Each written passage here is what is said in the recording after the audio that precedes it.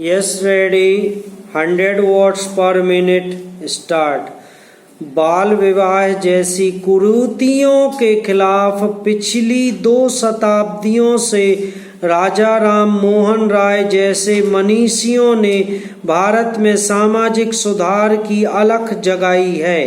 उसके बाद अंग्रेजों ने सन 1929 में बाल विवाह को रोकने के लिए शारदा कानून बनाया।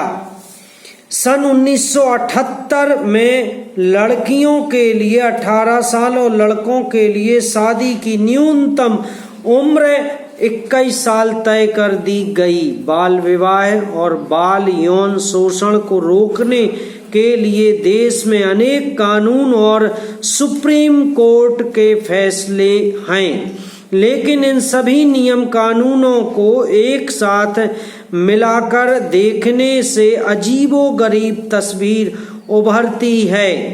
सहमति के बावजूद नाबालिग लड़की के साथ यौन संबंध कानूनी अपराध है, लेकिन बाल विवाह में पति और पत्नी के बीच यौन संबंधों को दुष्कर्म और अपराध के दायरे से बाहर माना जाता है।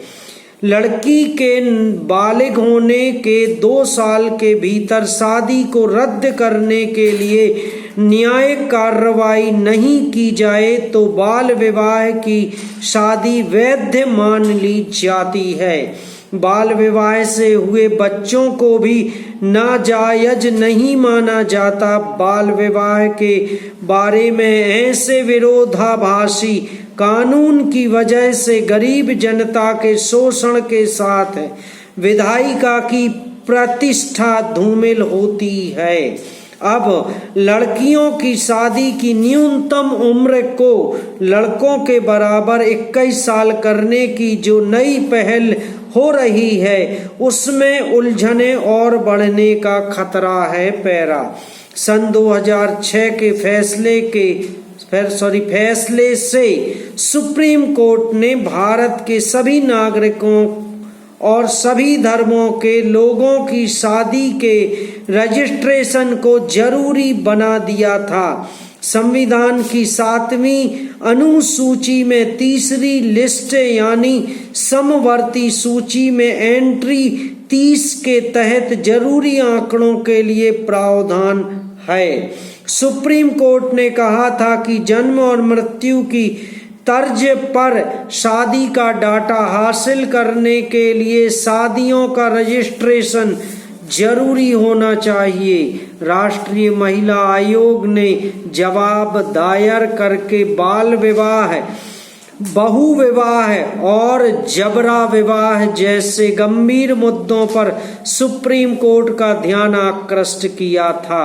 राज्यों और महिला आयोग का पक्ष सुनने के बाद फैसले में अदालत ने कहा कि रजिस्ट्रेशन का मतलब शादी की वैधता का निर्धारण करना नहीं है। केरल हाई कोर्ट ने सुप्रीम कोर्ट के फैसले की व्याख्या करते हुए सन 2019 में कहा कि बाल विवाह के रजिस्ट्रेशन में कोई कानूनी अड़चन नहीं है। सुप्रीम कोर्ट के फैसले में सभी राज्यों को 3 महीने के भीतर नियम बनाने का निर्देश था।